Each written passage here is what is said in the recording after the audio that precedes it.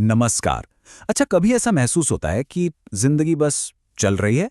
मतलब कोई खास मंजिल नहीं, कोई दिशा नहीं, या फिर अपनी ही आदतों के जाल में ऐसे फंसे हैं कि निकलने का रास्ता ही नहीं सूझ रहा? अगर हाँ, तो शेल्डन हाउ की किताब हाउ टू बी डिसिप्लिन्ड शायद इन्हीं उलझनों का जवाब है। चलिए, इस किताब के सबकों को ऋतिक नाम के एक लड़के की कहानी से समझते हैं। ये सवाल थोड़ा चुभता है ना? पर सच तो यह है कि अनुशासन की तरफ पहला कदम ही यही होता है। ये मानना कि हाँ, शायद हमारी आदतें ही हमें चला रही हैं। ऋतिक के लिए भी इस सच्चाई को कबूल करना ही बदलाव की शुरुआत थी।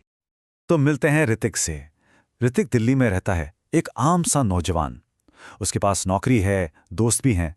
मतलब बाहर से सब ठीक है, पर अंदर ही अंदर उसे खालीपन खाता रहता था। एक फीलिंग कि यार ये जिंदगी जा कहाँ रही है। तो ऋतिक की असलियत कुछ ऐसी थी। एक ठीक ठाक सी नौकरी जो उसे कोई खुशी नहीं देती थी। अंदर एक अजीब सा खालीपन, और उस खालीपन से भागने के लिए क्या, घंटों तक मोबाइल पर बस स्क्रॉल स्क्रॉल स्क्रॉल। उसकी जिंदगी ना एक लूप में फंस गई थी। फिर एक रात वही फोन स्क्रॉल करते करते अचानक उसे एक किताब का रिव्यू दिखा। नाम था हाउ टू बी डिसिप्लिन्ड।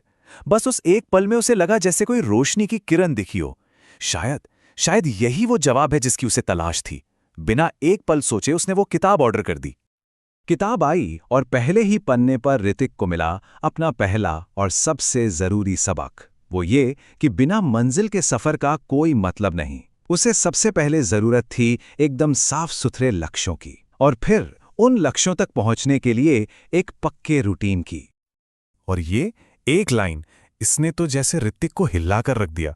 उसे एकदम से एहसास हुआ कि अरे, वो सपने तो बहुत बड़े बड़े देखता है, पर उन तक पहुंचना कैसे है इसका तो कोई मैप ही नहीं है उसके पास। उसे साफ समझ आ गया, बिना मंजिल तय किए बस भटकते रहने का कोई फायदा नहीं। बस इस रियलाइजेशन के बाद वो फौरन काम पर लग गया।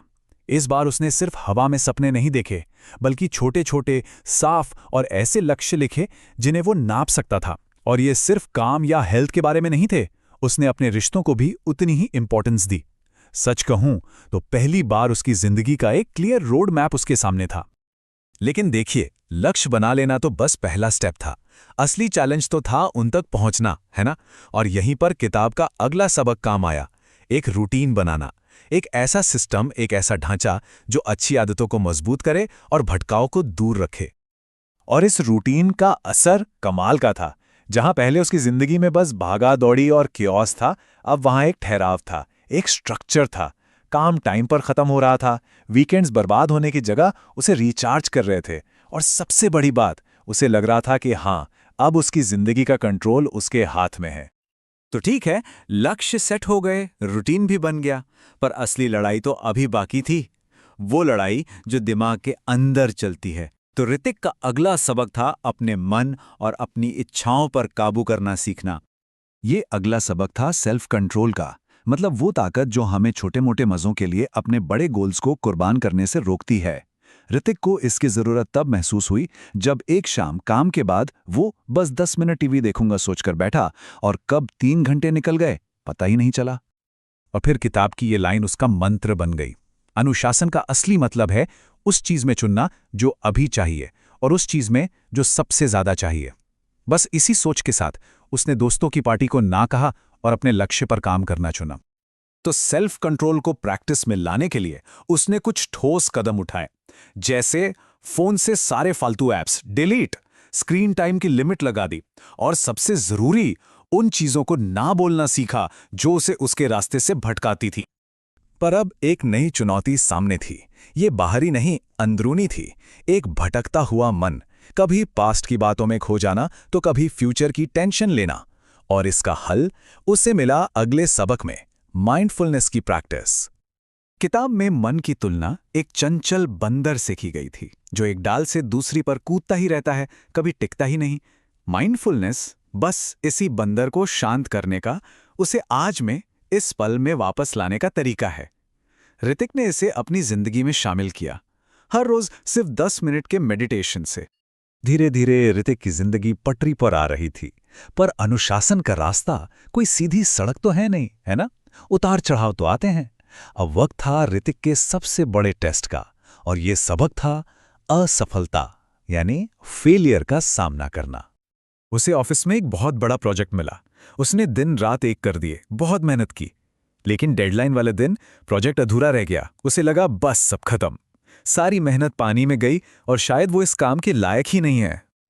लेकिन फिर उसे एक किताब की एक बात याद आई जिसने उसे एक बिल्कुल नया नजरिया दिया।